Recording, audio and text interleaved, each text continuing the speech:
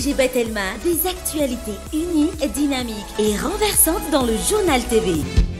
Choisissez des matériaux sûrs pour vos constructions et votre foyer pour ne plus stresser. Vatimax, Manulcianoni Vovó.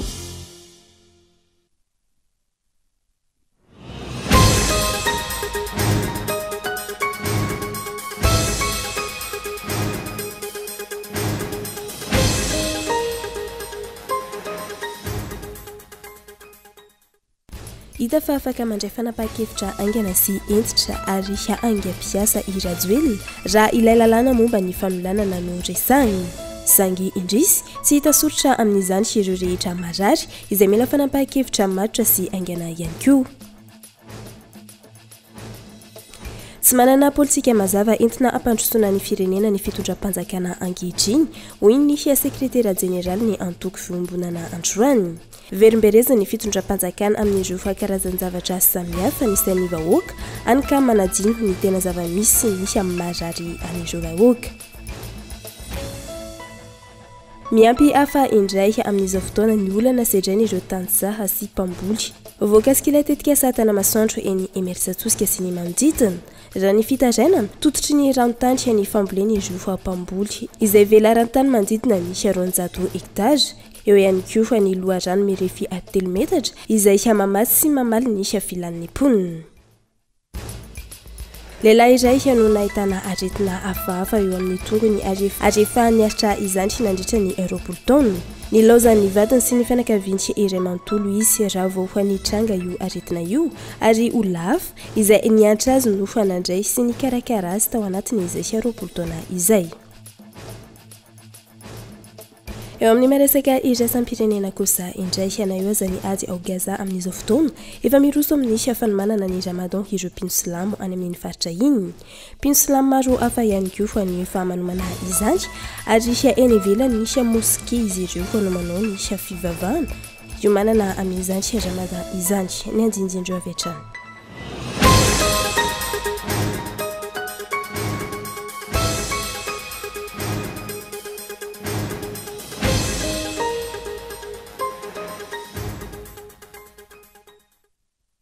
Manaitra ny araba tombo-klasy tombo-vavy tonga sondray ato anatin'ny fampahalalam-baovao ny Kolo-TV amin'izao alina izao ka manasanao anaraka izany hatramin'ny farany.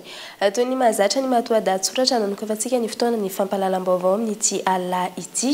Hita fa afaka mandray fanapa-kevitra aingana sy entitra ary haingam-piasa i Rajoelina raha ilay lalàna momba ny fanolanana no resahana. Zangy indrisy tsy hita amin'izany ireo rehetra izay marary izay mila fanapa-kevitra matotra sy aingana ihany koa. Fanolanana zaza tsy ampitaona tsy maintsy atao ny famposirana hoy Rajoelina ary no amafisiny indray izany nandritra ny fandalovany tao Tomasina. Izany hoe na inona faneho-kevitra mikasika io lalàna momba ny famposirana io rehefa tsy maintsy rosoana dia tsy maintsy araka io tenin'ny Rajoelina io. Tsy adia-kevitra ny mikasika izay ary samy manana ny fomba fijeriny sy ny fandraisany azy tahaka ny lalàna rehetra eto amintsika ihany koa io lalàna momba ny famposirana io izay ny lohanina aingana dia aingana. Io teny hoe aingana io no tsara asiana resaka. Ny rahantsika nahita fa fohy ny fotoana mba tsy ilazana fa tsy nisy fandinihana lalina akory no lanina teny anivon'ireo anteny mera ilay lalàna momba ny famosirana.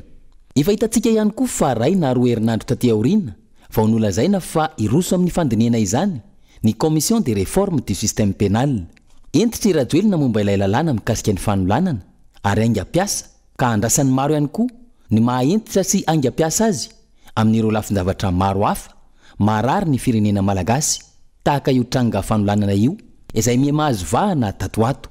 Ny zava-misy aza arakaraka ny herosoana amin'ny fampiarana ilay lalàna vao maika nampirongatra ilay tranga fanolanana ohatra ny hoe manao defi amin'ny mpitondra araka ny fomba fiteny ry Raoily sy ny tariny. Andrasan'ny maro ny hoe hoentitra amin'ny ady atao manoloana ny fanondranana tsokosoko ny harem-pirenena ny mpitondra. Andrandraina andray fepetra entitra amin'ireo mpijirika sy mpangalatra tanin'ny mponina izay hita manerana ny nosy. Andrasana ihany koa ny fanapa-kevitra entitra sy aingana mikasika ny tsy fandriam-pahalemana, ny fanafiana amin'ny tapiadiana ataon'ireo malaso sy ny fakanan-keriny. Aingana dia aingana ny firosoana sy ny fampiarana ny lalàna mikasika ny fanolanana ary voaporofo arabaka teny ilay fitenin'ny Rajoelina matetika hoe rehefa miasa dia manao vitesse tahaka ny TGV ka tokony ho aingana tahaka izany ihany koa ny fandraisana fepetra sy ny fampiarana ny lalàna amin'ireo teboka maro samihafa ireo. Marary ny vahoaka avokoa ireo ary tsy tokony hisy atao ambanin-javatra.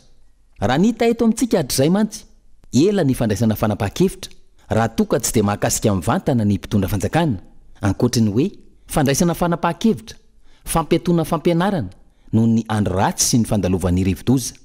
Ohatra, aingana ary tao anatin'ny fotoana fohy ihany koa ny fandraisana fepetra ka nametrahana couvre-feu iray andro mialohan'ny fifidianana farany teo. Maharitra kosa ny fandraisana fanapahan-kevitra mikasika ireo mpanototra tany tsy ara-dalàna ohatra, na ny fisamborana sy ny fanasaziana ireo tompon'antoka amin'ny raharaha-goavana mambotry firenena izay efa tsy tambo isaina intsony ankehitriny. Ankoatr'izay, matetika hita teto amintsika ihany koa ny hoe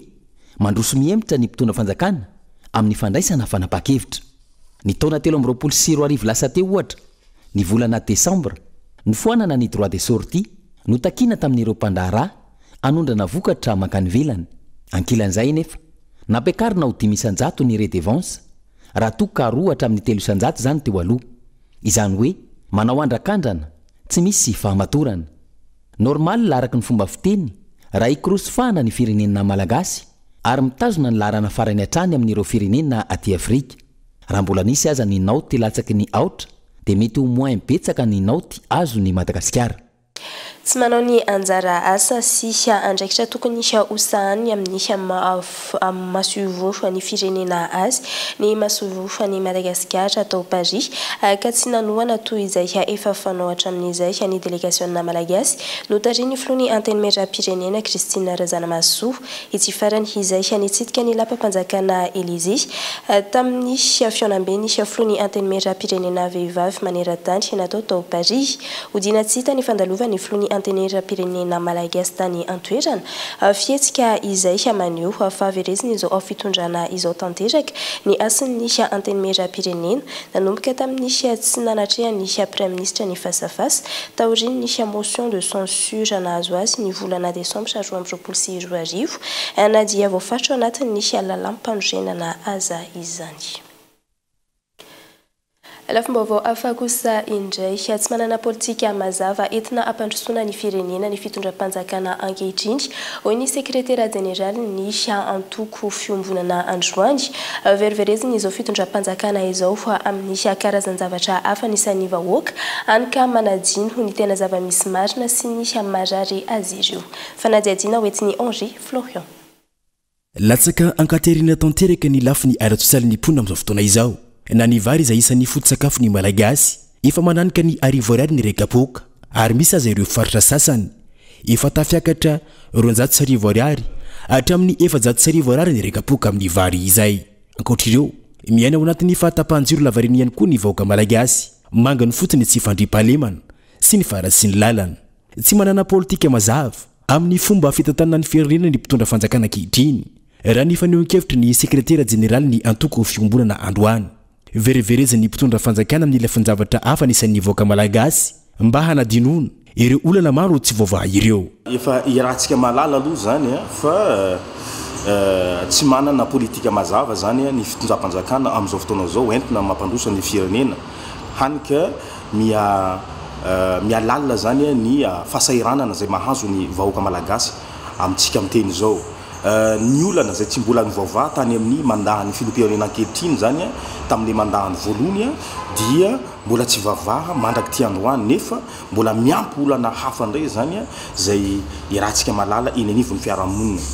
Kanika ny hitany fitondram-panjakana vahaolana mety zany dia fanaovana diversion amin'ireo ndeha ataoko hoe lalàna maro samihafa zany zay foronina etsero zany zay miteraka resabe moa izy io amin'ny tambadrosa serasera. Ny ankilan'izay koa nefa zany dia azadino fa amin'ny fotoana manakaiky ny fidianana ohatran'izao zany dia tsy tokony ataon'ny fitondram-panjakana ny famoronana ny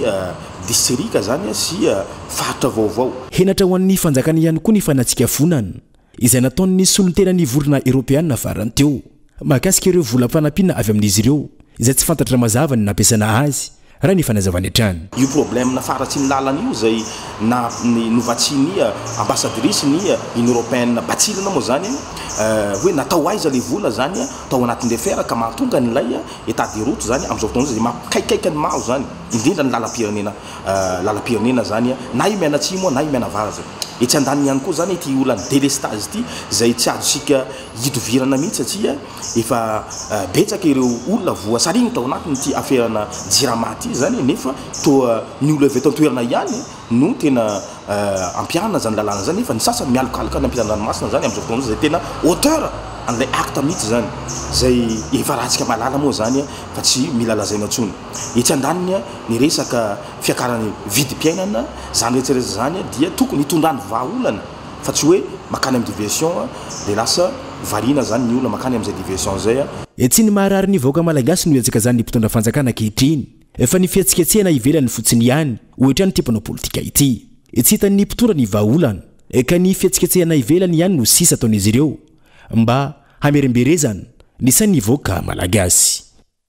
lafim-baovao afa kosa indray miampy afa indray amin'izao fotoana ny olana sedrany ireo tantsa sy ponina avoakasika ilay tetika asa Tanamasoandro izay miantona tanteraka amin'izao fotoana izao eny Immersy Atosika sy ny manodidina raha nisy fitaraina natototry ny ranontany nisy fambolena ireo ponina ireo amin'ny avelaran-tany manodidina nisy 200 hektara eo ihany koa ny loharano mirefy 3 metatra izay mamatsy sy mamaly ny filan'ny ponina fanampanazavana hoetiny Daniela Minorso. Vokatry ilay tetika asa Tanamasoandro izay mbola miantona tanteraka amin'izao fotoana tototry ny ranontany ny loharano mamatsy ny tanimbary ponina amina avelaran-tany 20 hektara sy ny tanimbarin'izy ireo manodidina 200 hektara ho antoerana fa voazana izay miteraka faty antoka-goavana ho an'ireo tantsa sy ponina voakasika ary koa misy fiantraikany amin'ny ankamaroan'ny ponina Immersy Atosika no ireo tany voakasika izay mamelona ponina maro eo Immersy Atosika sy ny manodidina fa ihany koa iankinan'ny toe-karena raha ny fitarainana. Hitantsika eto amin'ny sary eto zao misy tany malaladalaka io tanimbarin'olona io zay tokony volena dia 2 taona mahery izy io zany zao tsy nandraisam-bokatra zao fahasimbana io fary zay sokafan'io zao dia atao anatin'ny 3 taona latsaka 2 taona mahery kely eo koa zany tsy niasa tsony zany hoe nanomboka nanana olana amin'izay ny olona mirano tany ambany ihany rehefa manomboka ny avril patonga ny novambra desambra hatreo zany tena ndrano avy etiny ny asa dia tsy ireo ihany fa any ambony rehetrany zany ny érosion eto dia mariako tsara fa anisan'ny fahavoazana ray lehibe ty fa mbola lehibe noho io koa miatsy amin'ny lalana zay lalana mampitohy Ambomandry vokatry ilay érosion na ilay tany trongisin'ny bulldozer taty ambony dia lasa ao amin'ny lalana tapaka tanteraka ny lalana makany Ambomandry zay mety hivoaka trany Behenjy mantsy ny lalana iny atao amin'ny ilany tsy nananato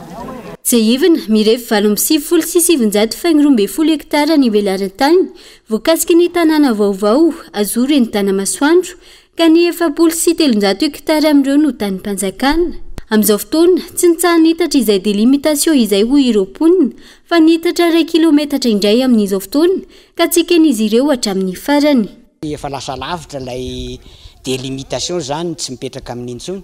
fa efa niala indray ny piqué any amin'ny 2 kilometra raha miala n'ilay délimitation 980 hektara dia gagy zahay izareo tsy miteny izay tsy hitanay izy atao dia normal be zahay tsy maintsy mihetsika zany satria fambaravoro aza matahotra maika fa fambara olona anankiray zay tetikasa zay natao zay ny faharoa dia ametraka ihany koa zay ny paikady rehetra hoentinay manohitra ny tetikasa Tanamasoandro zay fangalana ny tany vahoaka 640 hektara sy lay 1 kilometra mihoatra sahady any amin'izay tsy fampiarana sy napetraka tany am-boalohany dia izaho zahay dia tena immédiatiser 100% 200% ny mba hoeniny zao tontolo zao sy ny eto amin'ny firenena ary indrindra mitondra fanjakana satria mihintsy mananteny izahay fa ray aman-dreny izy ireo mahalala mitsinjony zanany ary mitsinjony vahoaka ao anatiny zay fahasimbana sy fahampotehana tahaka an'izao fary izay tototra zao. Manaraka an'izay moa tokony paikady anankiray zay nanentananay ny vahoaka mba tena irahina amin'ny alalan'ny fampitam-baovao isan-karazany dia vonina amin'izany ny vahoaka raha misy fisehon-javatra dia ho avy ireo vahoaka ireo amin'ny ankady sy ny arona fa tsy manaiky mihitsy ny angalana ny taniny aty amin'ny périférika 640 hectares anatin'le 980 hectares fa hoe ataovy eo amin'ny 391 C dia enina ny bloc administratif ny Tanamasoandro amin'ilay velarana 640 hectares zay zany ny fandrinay ary mihitsy manateny zay fa ho taterahan'ny fanjakana zany dia ho ataony tokoa. Nisy androany ny fanokafana indray io faritotry ny ranontany izay mamelona fambolena amina velaran-tany 50 hatramin'ny 200 hektara io teny an-toerana fiarametan'ny fokon'olona sy roponina voakasika.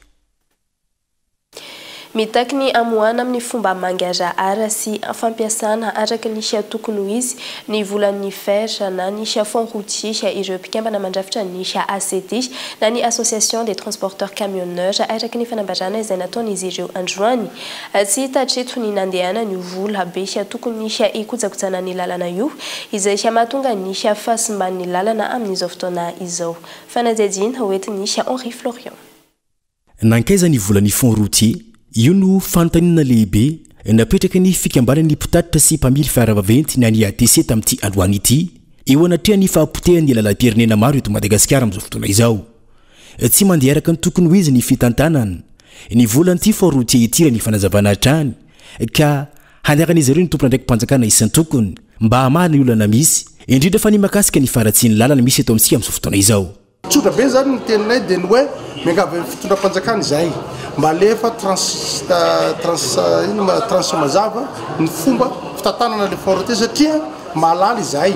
fa nisy any mpahambola betsaka na tsy mindram-bola aritsika ny atsasaky ny vola tokony anaovana lalana dia avy eo amin'le fond routier dia aza raroty ny fitondram-panjakana amin'ny zavatra hafa fampiasana zay satria anara-masony akaiky izay ato amin'ny fikambanany ny transporteur rehetra manomboka hatreto satria mahita zao zay fa anisan'ny mijaly amin'ny lalana ratsy fa roa ihany koa dia ajadino fa ny mpanao lalana mihitsy no tsy matianina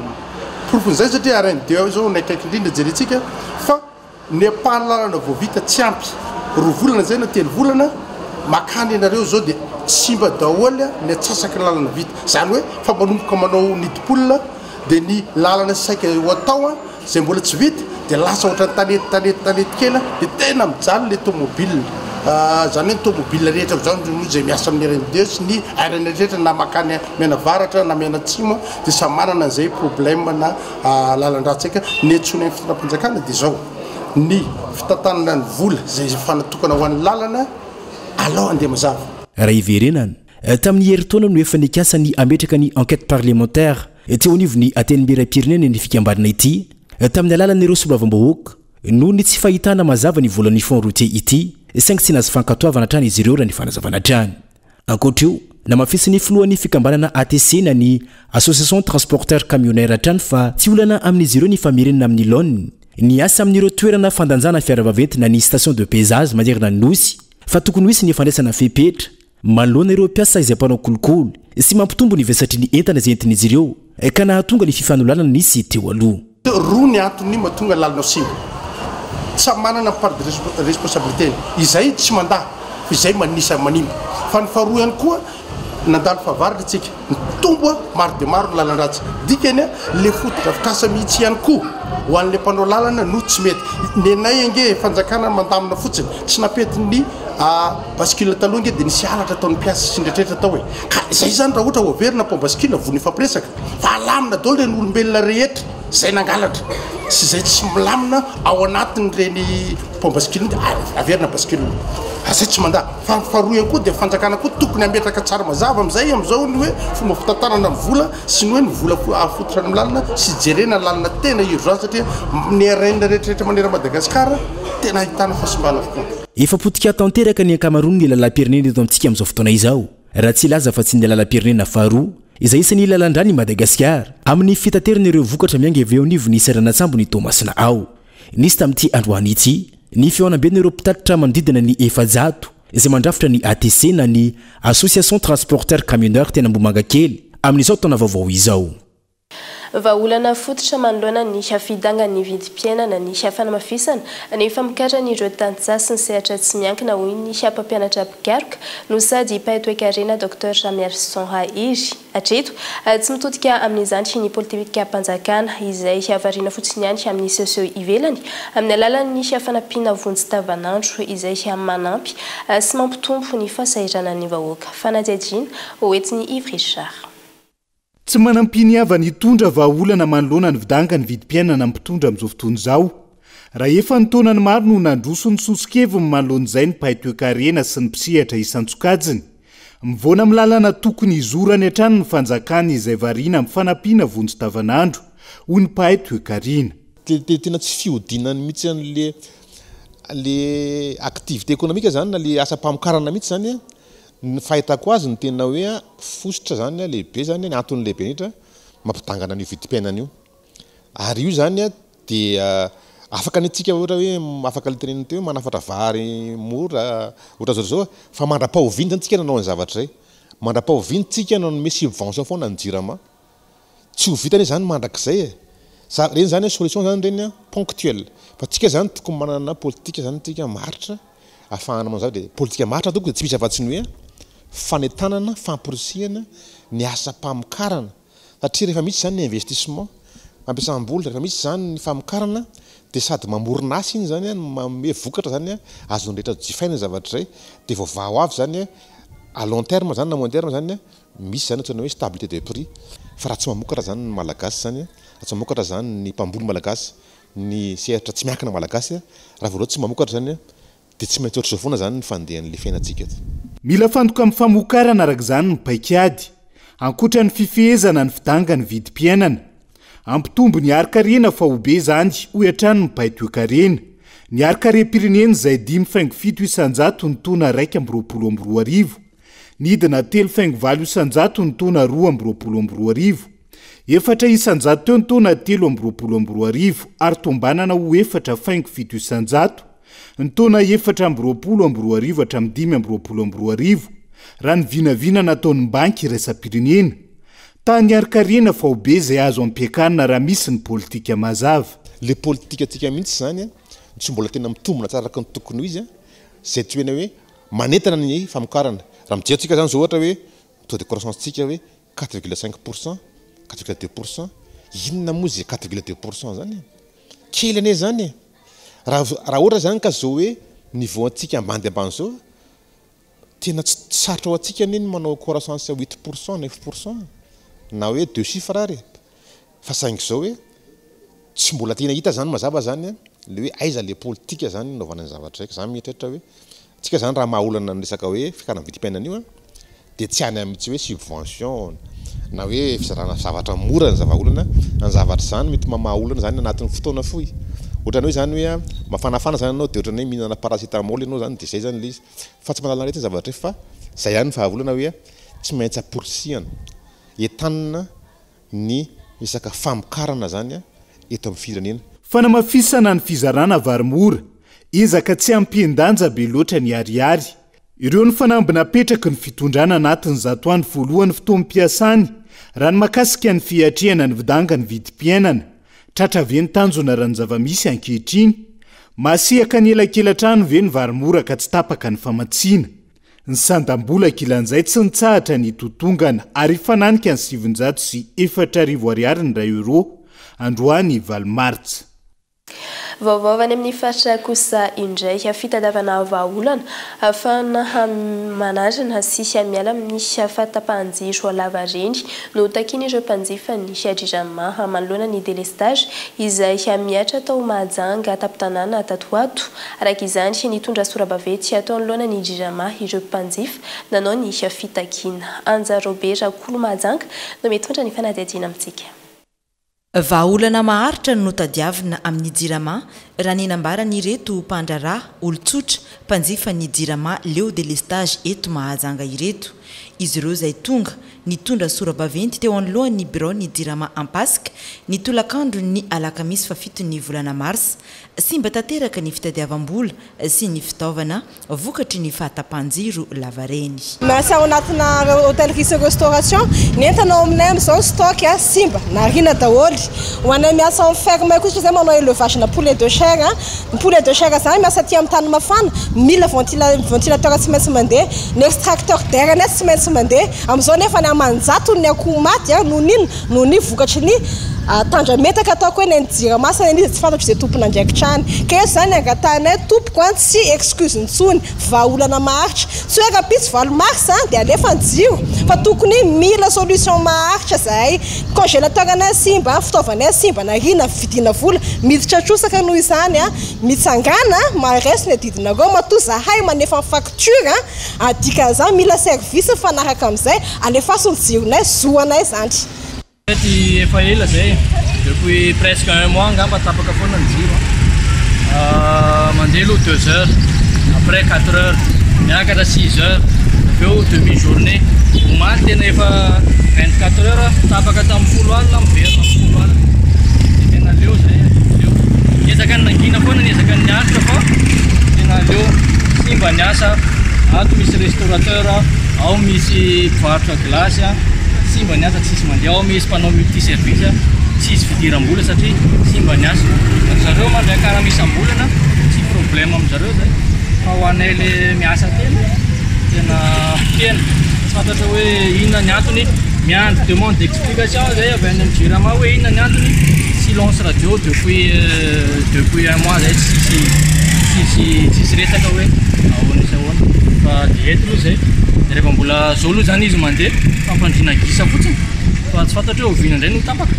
dia eto foana aloha zany zay mandra-pandehan'io normal zay tsy mila solution petatoko e tsy mila organisation tsy mila excuse tsony fa tonga dia solution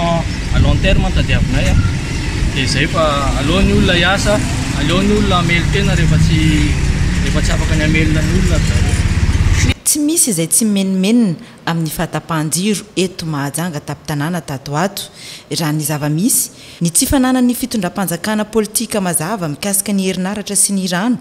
sy ny tsy fahaizan'izy ireo mitantana no mahatonga izao fijaliana mianjady amin'ny vahoaka izao raha ho an'ny Mahajanga manokana mampametra mpanontaniana ny mpanara-baovao ny hoe aiza ho aiza ilay parc solaire izay efa natsangana tao Andranotakatra ao anatin'ny distrika ny Mahajanga faharoa no efa manajary toerana anorenana parc solaire hafa indray ny Jirama ankehitriny ao Marohogo raha ity hita ao amin'ny pejy ny Jirama ofisialy tamin'ny voalohan'ny volana febroary 2024 ity. Dia zay lafim-baovao zay tompo klasy tompoko vavy no entsika misentokely ato anatin'ny ireto toka-varotra ireto riny izay no hiditra amin'ny tapany faharoa amin'ny fampahalalam-baovao isika. Ndahoary.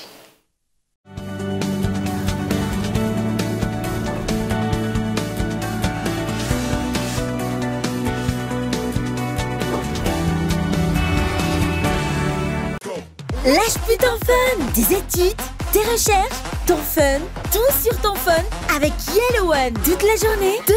mégas de data pour 1000 arrières. Tape le dièse 322 étoile 6 dièse et lâche plus ton fun. Tu as maintenant ton Yellow One.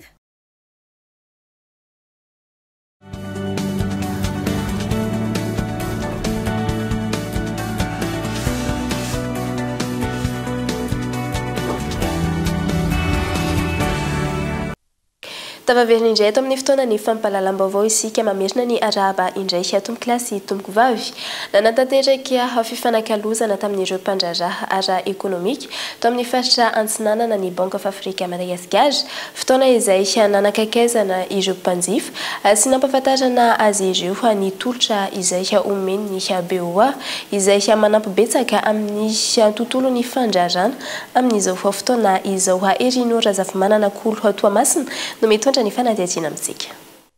Nidina taty Tomasina ny délégation mafonjy avy eo anivon'ny Bank of Africa Madagascar nitarihany filohan'ny filakevim-pitantanany sy ny tale generaliny ny faefatra hatramin'ny fahavalon'ny volana Martsa lasa teo. Fidinana ifotony stratégique anakakaizana ireo tompona ndraiky mpanjakana ty amin'ny faritra ary indrindrandrindra ireo mpandraharaha ara-ekonomika izay miantoka betsaka ny tontolon'ny fampandrosoana ara-ekonomika aty amin'ny renivohitra ara-toekareny Madagasikara. Ity fionana ity izay feno fifanakalozana teo amin'ny lafiny fanondranana arabaritra sy ny fandraharana eo amin'ny sehatra iraisam-pirenena. Androany moa zany ny BOA ny resaka amin'ny opérateur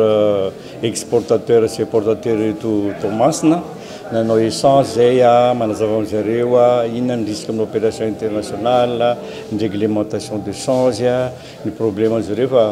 be da be moa teny fanontaniana momba ny négocier sy rehetra tsy de mikasika loatra ny BOA le izy fa afaka manampy zegny client anome vaovao momba an'izay. Ny fanatsarana ny tolotra moa zany ohatra hita teo be da be ny terme technique tsy hain'ny client. Dia anjaranay mampianatra an'zareo hoe tia ny atao rehefa manao commerce international na amina crédit documentaire na amin'ny remise libre inona daholo ny disika anareo anatin'izay dia amin'izay tsy manao foana tsy very volontsika indrindra ho an'ny exportateur malagasy. Ny BOA zany tena manakaiky indrindra ny client. Ny BOA zany tena tsy mijanona miresaka amin'ny client manome conseil mba ahafahany tsy misy problème amin'ny commerce international zay ataony. Ankoatra io, efa nisy ihany koa ny fiaonana tamin'ireo mpanjifa sy ireo olona izay tokony sitraka ny tolotra no hatsaraina sy vaovao tamin'ny alalan'ny tranohevan'ny Bank of Africa Madagascar ho an'ny tetsy amin'ny manoloana ny elampany-tanàna nandritra ny fankalazana ny andro maneran-tany ho an'ny vehivavy. Misokatra midanadana ho an'ny daholobe ireo masovoan'ny Bank of Africa Madagascar miisa 10 ato anatin'ny faritra Atsinanana, centre d'affaires iray, agence élite iray ary espace business iray izay natokana ho an'ireo orinasa madinika sy salatsalany. Totosany Zuma hafahavalo ny volana martsa 2024 lasa teo ato amin'ny distrikany Betafo ny hetsika manokana izay hianokarakarainy ny ONG Bank hianofa sady hifankalazana ihany koa ny andro iraisam-pirenena ho an'ny zony vehivavy. Nisy nofokena mitampihavanana sy hiafiara amin'ny sakafo ary fanaovana zumba niaraka tamin'ireo vehivavy mpikambana rehetra atao anatin'ity fikambanana ity. Akolo Antsirabe no mitondra ny fanadihadiana amintsika.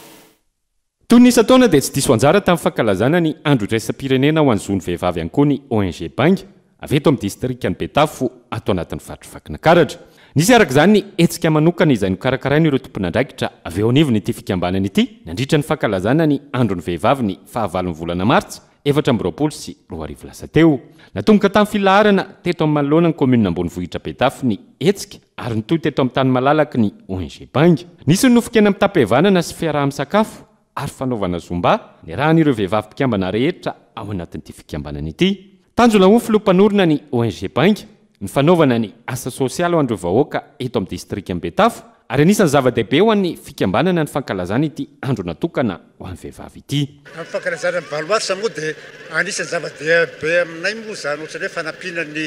fianakaviana zany. Ary raha miresaka fianakaviana moa dia tsy maintsy miresaka hoe mireny fianakaviana no tena anisan'ny fianakaviana satria raha osaosa sy marefirefy mireny fianakaviana dia sahirana amin'ny fianakaviana dia niraisinay zany hoe anisan'ny nataonay lara-pahamehana zany mametraka zany fety ny valomarsa zany fety ny vehivavy mba ho ampiroboroboana eto Betafo. Dia manao fety io zany dia hitanareo zao dia mba mamame zay vitanay zay mamahana ny olona tonga ao aminay dia miara mifety eto zay.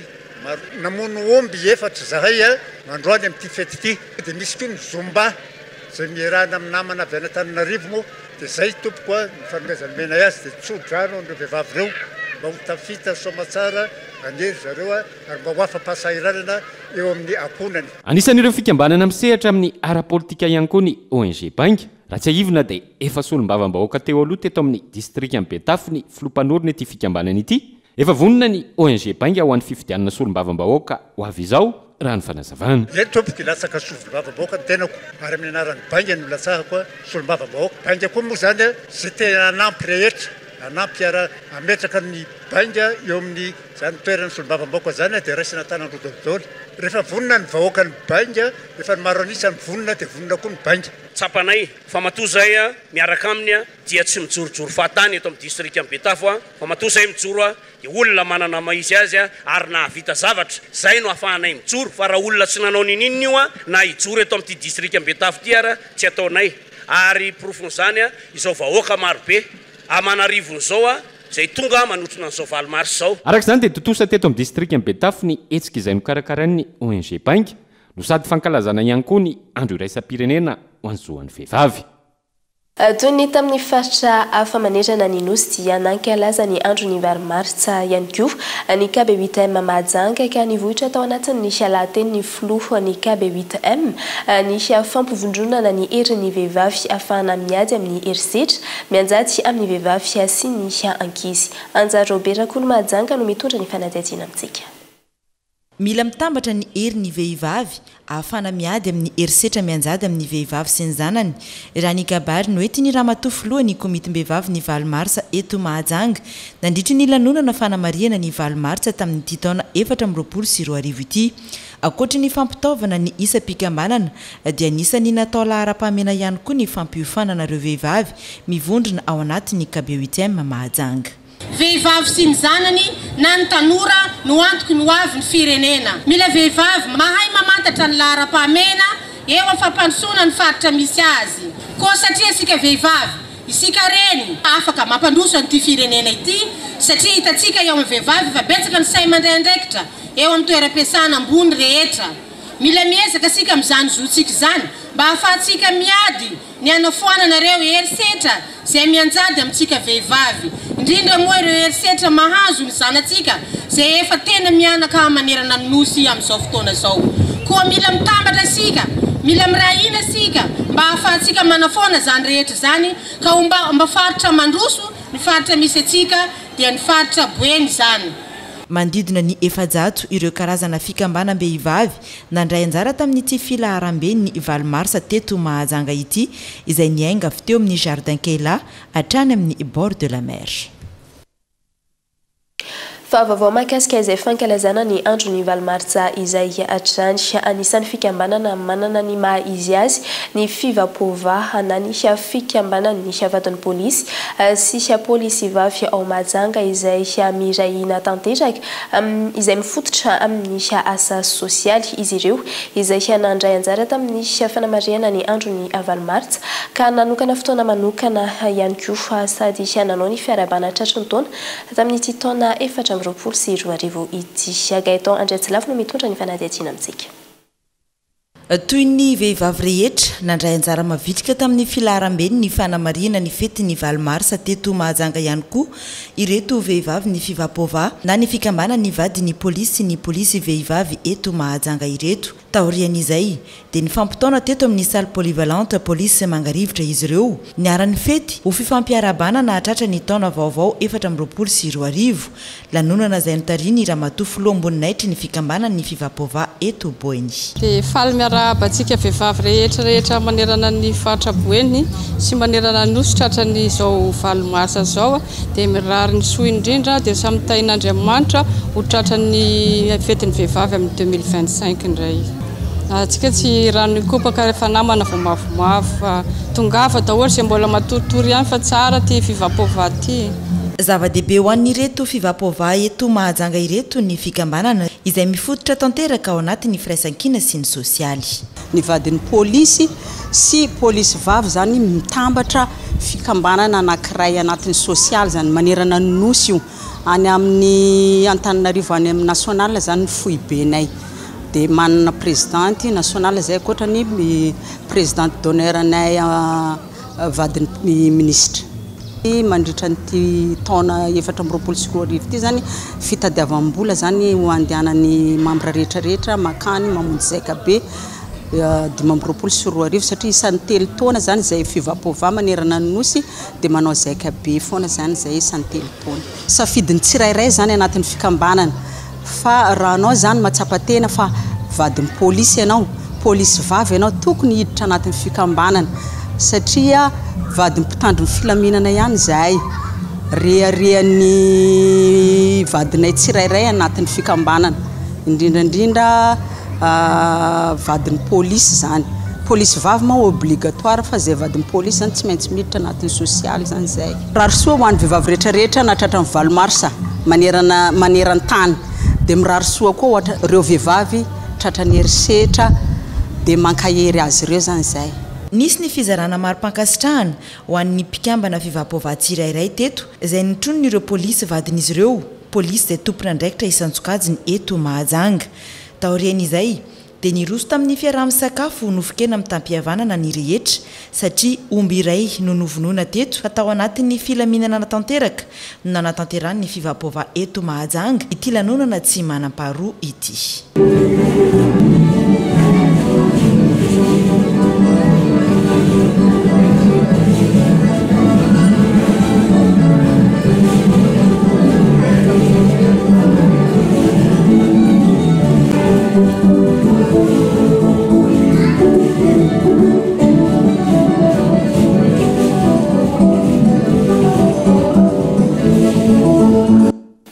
Naneo firaisan-kina ary hanampahafantatra ny fisian'ireo vehivavy ny kolektifa ny malagasy ny ao fianaratsoa ary koa ny araba ny ireo renim-piay izay vondra ny vehivavy ny kolektifa ny malagasy izany ny ao matsiatra ambony izay tsy diso anjara tamin'ny fankalazana ny andro ny valomartsa omaly. Fanampanazavana. Tsy ambakan'ireo vehivavy hafa fa nampiseho ny fahavononany hitondra ny anjara birikiny amin'ny firenena ihany koa ireo vehivavy maro izay mivondrona eo anivon'ny kolektifa ny malagasy hita taratra sady teto ny firaisan-kina nasehon'izy ireo amin'ny fampandrosoana ny firenena.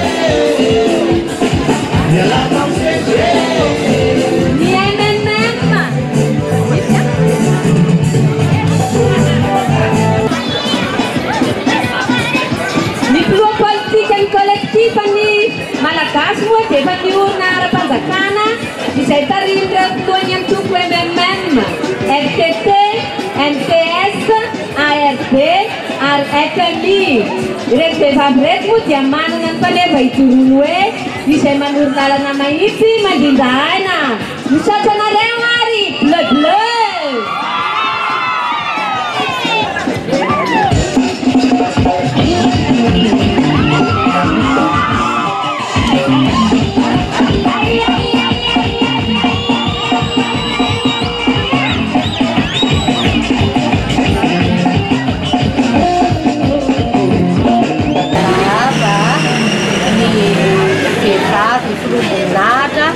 Andefimandreo filoha mpanorona ny kolektifa any malagasy eto amin'ny tany Madagasikara. Miarahaba anareo to tratran'izao andro raisam-pirenena maneran-tany ho antsika vehivavy. Izany filoha-mboninahitra zany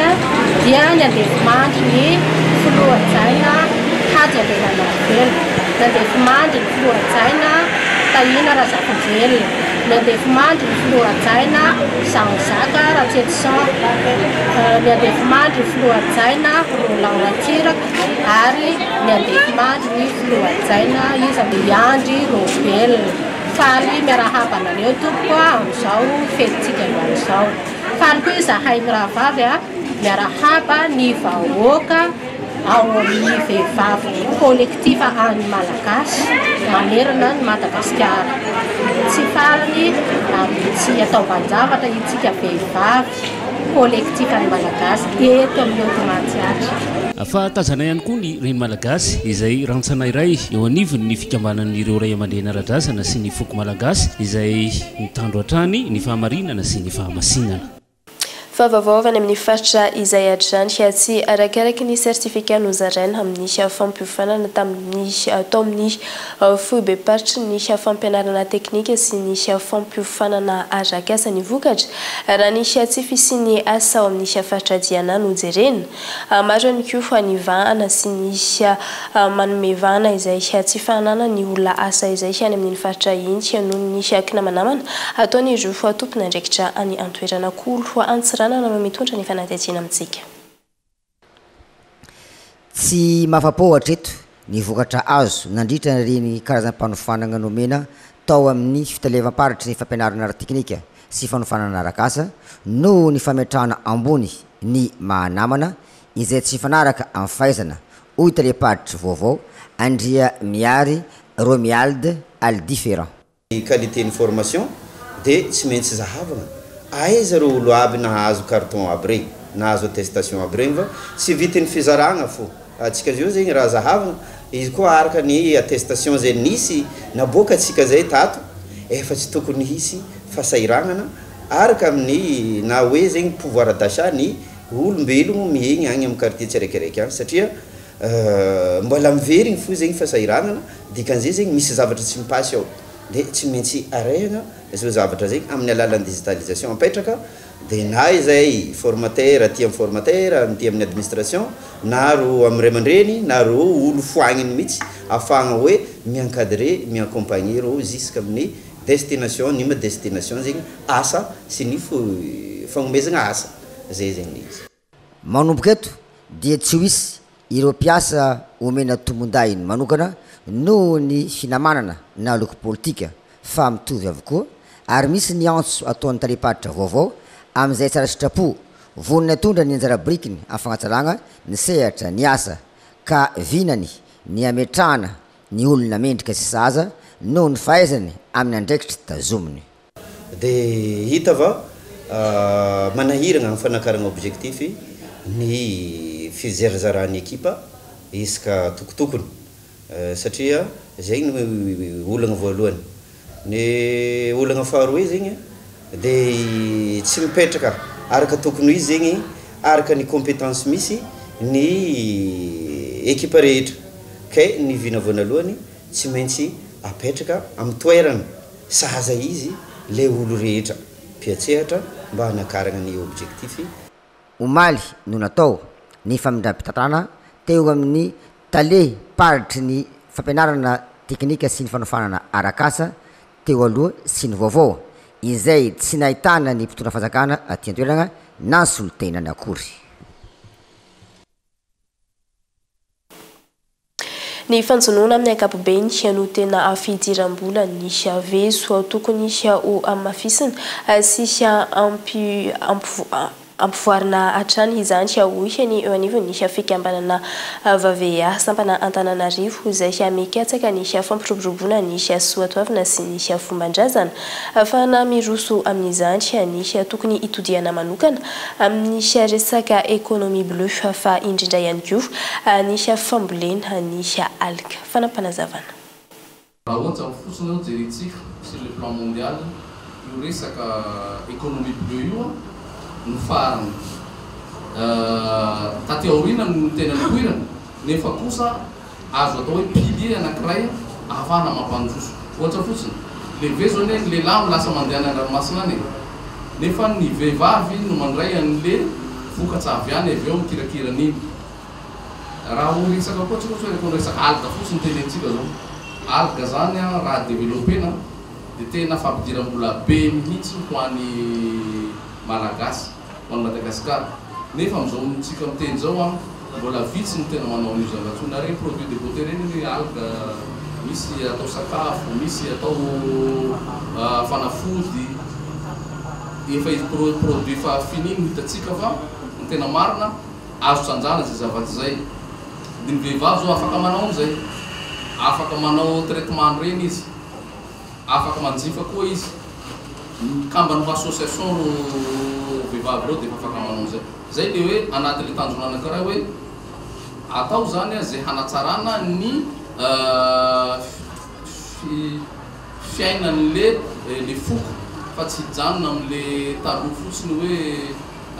manjono dia avy eo dia mivarotra dia vita dia tsy mivoatra mihitsy zany le fiainan'le foko fa kosa maro ny zava-javatra an'izany dia ampifanarahana amin'izay zava DR moa tsika manana ministère efa misy an'izany ministère des sy l'économie azo ifampiresahana momba an'izay resaka culture teo koa efa misy ministère zay tsy inona raha ohatra manao zay zavatra zany tsy maintsy mifandray amin'ireo département reo fa tsy hoe maleo teny zay no hafanay miray mifanjakana zany fa tsy resaka politika mihitsy resaka asa action de développement zany no tianay atao amin'le izy zay koa manana base raha teo le antulaire tenenay teo reo zany mifanampy aminay ary ny statut raha ihany dia zavatsara ihany koa zany no entina mampandroso an'le foko mba hampandrosona ny Madagasikara Jean-Paul taona izao fa no narary tongotra i Emmanuel na i Tatamoa fa enimpolo taona tsy manambady intsony ary tsy mananjanaka hatramin'ny nisy io aretina io tao aminy dia nisarahany vadiny izy ary tsy nisy nikarakara azy intsony ny fianakaviany fa ireo fa mpiara-monina sisa no fa ny karakara sy nanome sakafo azy efa nisy ny fitsaboana natao taminy tao amin'ny Masera saingy fanafody manala fanahintanana fotsiny izany hatreto tsy mbola fantatra mazava io karazana aretina mahazo azy io raha ny tapaka farany avy any amin'ny hôpitaly dia tsy misy afa-tsy ny fanapahana ny tongony ihany aloha hatreto no vahaolana azo aroso fanampanazavana. Indroany ty aretina ty zany dia nalailay ty voto be ny voto ty sy ny voto ia dia io ny farany fa ny fisaboana zany dia ona zany isy fisaboana mihitsy fa aiza moa tsy manana nisy nanisa sy zaza nateraka sy vady fianakaviana misy zay zany nahatonga an'ity fivelomako aloha dia sanisina fa zany hoe olona dia nipetraka sotra amin'izao fa satria sa misy zavatra tokony ho azo natao satria fa elaela ihany mako ny androany ty retina ty mangataka ny fitondram-panjakana ny malala-tanana amin'ny fanabeana fa sy ampy ny fitaova fikarakarana. Bankitokana kosa ny maresaka iraisam-pirenena na io aza ny ady aogaza amin'izao fotoana izao miroso amin'ny fanomanana ny Ramadan hatrany ireo mpino solamo amin'ity faritra ity mpino maro hafa ihany koa no manomana izany ivelan'ny moské moa izy ireo no manao ny fitaom-pivavahana fanomanana ny Ramadan antony potiky ny ady avokoa ny moské any antoerana. Izay indray tompo klasy tomboko vavy no azonay natolotra taminao tamin'ity ala ity ankasitrahanay tany tokatrano nanaraka izany hatramin'ny farany. Veloma tompoko.